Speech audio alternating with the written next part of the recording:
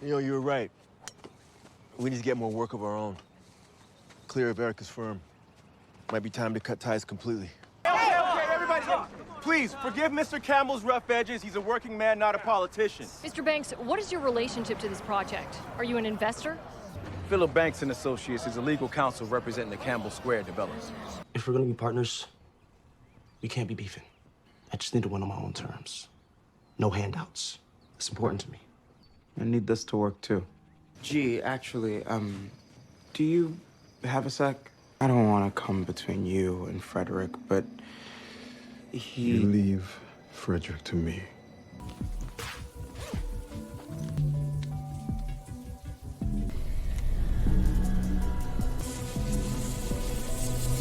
What's the deal, YouTube? What's good with y'all? What's up with everybody? I go by the name of DC, and in today's video, I'm going to be talking about Bel-Air Season 3, Episode 4. This is my recap, my review, my thoughts, my opinion about Episode 4, and how I felt about the episode overall. And you like Bel-Air content like me? Hit that like button to help this video get recommended across the algorithm. Hit that post bell notification button to get updated on all content I post on my channel. And leave your comments and thoughts down below in the comment box so y'all let me know how y'all felt about the episode overall. Now, before I get into this video, I just want to give a shout out to Bel-Air for dropping multiple episodes at once. This is the second week that they done gave us 3 episodes back to back to back. Last week, we got episodes 1 through 3. And now this week, we got episodes 4 through 6. Which is crazy because I really thought we was only getting 1 episode this week, but apparently not. We got 3 episodes this week, just like we did last week, and I believe moving forward we will be getting multiple episodes instead of 1 episode per week. I believe next week we're going to be getting episodes 7 through 8, and then a week after that we're going to be getting episodes 9 through 10. But I'm gonna start this recap off first with talking about Frederick. I'm gonna start off with him first. Frederick, you know you messed up.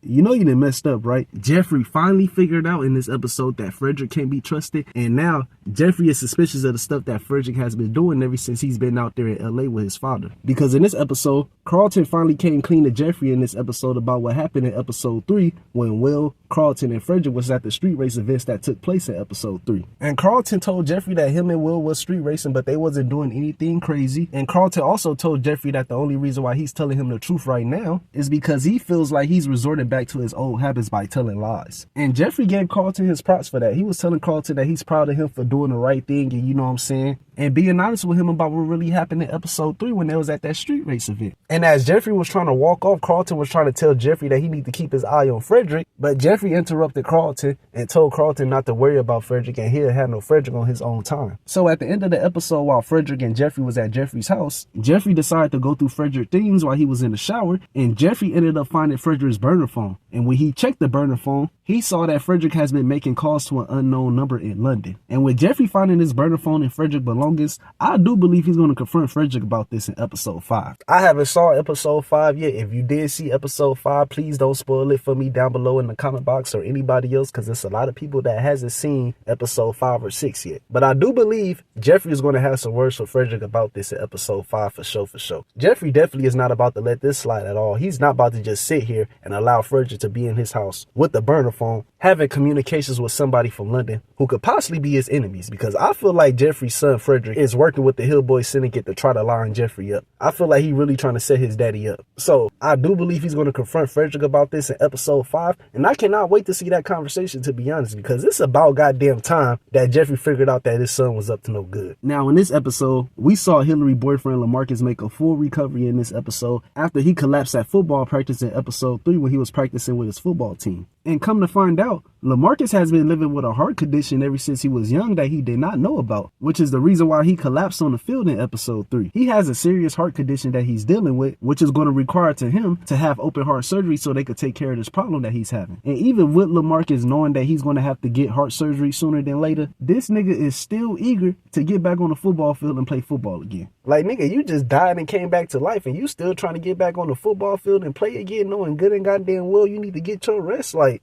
I ain't understand that. I ain't understand that at all. Especially from LaMarcus' father and his agent. I did not understand at all, because them two was the ones that was really hyping LaMarcus up to get back on the football field. Talking about LaMarcus is good and all this stuff, like he could get back on the football field. It's nothing. This ain't nothing too serious to even worry about. Like, nigga, this is not something that should be taken lightly, to be honest. Like, I did not understand why LaMarcus' father and his agent was hyping him up to get back on the football field. Even Hilary was telling LaMarcus it's not a good idea. She like, bro, you need to rest. But from what it's looking like LaMarcus ain't about to listen to what Hilary got to say, and he's still going to try to get back on the football field as soon as possible. So, hey, it is what it is. If LaMarcus don't want to listen to nobody, hey, that's on him. But at the same time, I believe this is not going to end well in his favor. He's possibly going to make his injury worse than what it is. Like Hilary said, it's not a good idea for LaMarcus to get back on the field as soon as possible, and he needs to rest up. But LaMarcus doesn't want to listen. He got his mind made up, and I'm pretty sure in these next upcoming episodes of Bel-Air, he's going to be trying his hardest to get back on the football field again, to prove everybody wrong and prove that he's still one of the best players in the league no matter what. Now, in this episode, we saw Will and Carlton beefing throughout the whole entire episode over stupid stuff. They was literally having issues with each other because they wasn't able to get on the same page when it came to how they both want to run Blackccess. Because in this episode, Will and Carlton was meeting up with Q at his office to talk about Blackccess and everything that's going on with Blackccess as far as how they're going to put out inventory, what's the message behind it, and you know, just little stuff like that. And both Carlton and Will wasn't able to get on the same page with each other at this meeting because they both got different ideas about how they want to run Blackccess. Carlton was talking about he go charge $6 for the t-shirts that they got. Will up in there talking about he charging $50 per t-shirt. He like, bruh, this is luxury quality. Like, I don't know what Carlton talking about, but me charging $50. So they was going back and forth with each other throughout the episode about how they wanted to run Blackccess, because Will felt like Carlton was neglecting him because he don't got that much business smarts when it comes to knowing about business stuff. Carlton feels like Will never want to take consideration into what he got to say, and you know what I'm saying? They were just really going back and forth about petty shit, to be honest. Like, it was petty to the point where Lisa had to step in, as well as Carlton's girlfriend Amira, to plan a double date together with all of them at the beach so that Will and Carlton could get on the same page with each other. But they wasn't even able to do that, because while they was at the beach playing volleyball, it was Lisa and Amira versus Will and Carlton. Will and Carlton wasn't even able to play together as a team when it came to them playing volleyball against Lisa and Amira. They end up losing because they kept bickering and going back and forth with each other about what to do. They end up losing because they kept bickering and going back and forth with each other. But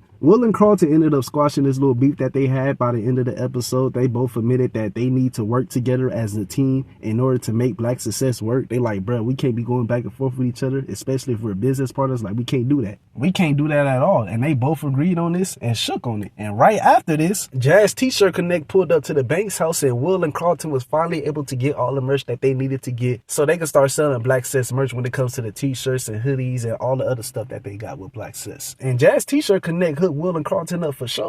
In this episode, he gave them 1,000 t-shirts. But at the end of the day, Will and Carlton was able to get past their issues that they was having in this episode and resolve them. And now with them finally getting their merchandise to sell Blackccess merch, I definitely believe in these next upcoming episodes of Bel-Air, we're going to see Will and Carlton make a whole lot of money off their merchandise when it comes to them selling Blackccess merch. Now in this episode, we saw Uncle Phil and Omar Campbell finally agreed to work with each other in this episode when it comes to this Campbell Square real estate development project that Omar Campbell is working on. And while Uncle Phil and Jeffrey was at Omar construction site just checking it out and making sure that everything is going good before Uncle Phil and Omar agreed to do business with each other, and they ended up running across a protest that was taking place outside the construction site where Campbell Square is being built at. And this protest was being led by Yolanda Porter, who was running for city council. And if it wasn't for Uncle Phil showing up to this construction site to check on Campbell Square and make sure everything is going good, Omar Campbell probably would have dug himself in a hole that he couldn't climb out of, because he was calling all the people that was there at this protest event some crabs in the butt. And everybody started tripping on Omar for this, but Uncle Phil had to step in and defuse the situation. And when Uncle Phil stepped in and diffused the situation, he spoke to the people and let it be known that Omar is for the people, and that this new strip mall that's being built in South LA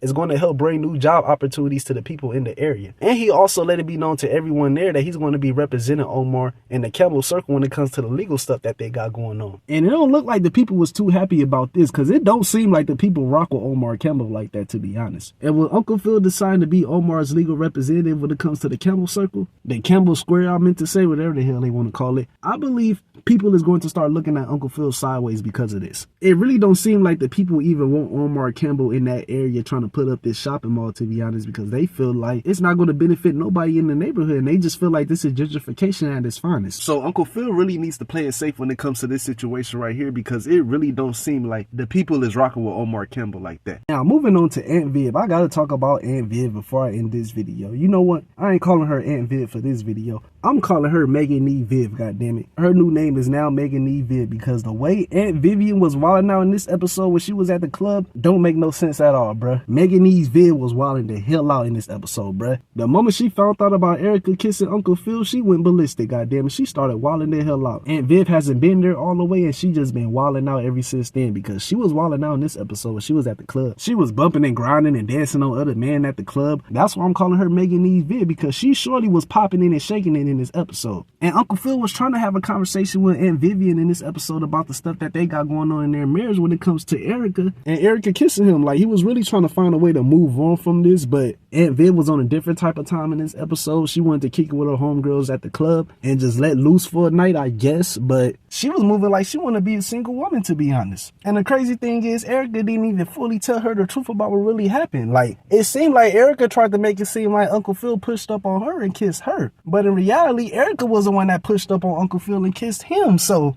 if you really want to throw your marriage behind a woman who ain't shit, not sitting there saying Erica ain't shit, but she low-key ain't shit for lying on your boy Uncle Phil like that. I mean, she did tell the truth, but she half-ass told the truth, so she still ain't shit for that. Like I said in my episode 3 recap, Uncle Phil should have definitely told his wife the truth about this instead of keeping it a secret. But at the same time, if you could work through it and work it out, then do that. Don't just throw your marriage away over something this small and simple. Like, to me, it ain't worth it, to be honest. It's not worth it at all, but we just gonna have to wait and see how this situation between Aunt Viv and Uncle Phil plays out in these next upcoming episodes of Bel-Air, because of now, it's not looking good. It seems like she's tired of dealing with Uncle Phil. It just seems like she's mentally, physically, and emotionally drained. So you never know how this situation could play out between Aunt Viv and Uncle Phil, to be honest. But I just hope that these two could find a way to work through their issues that they're having when it comes to their marriage. But I ain't got too much else to say about this episode. This episode was great. This was more of a toned down episode, to be honest, but it still was good at the end of the day. I will be dropping the recaps to episode 5 and 6 real soon, so stay on the lookout for that. If you like this video that I uploaded and created, hit that like button to help this video get recommended across the algorithm. Hit that post bell notification button to get updated on all content I post on my channel, and leave your comments down below in the comment box. I'm gonna get at y'all later. Much love to everybody that subscribed to the channel, that's rocking with the channel and supporting everything I put out that's on this channel. I appreciate y'all. Y'all take care, y'all be safe, and God bless.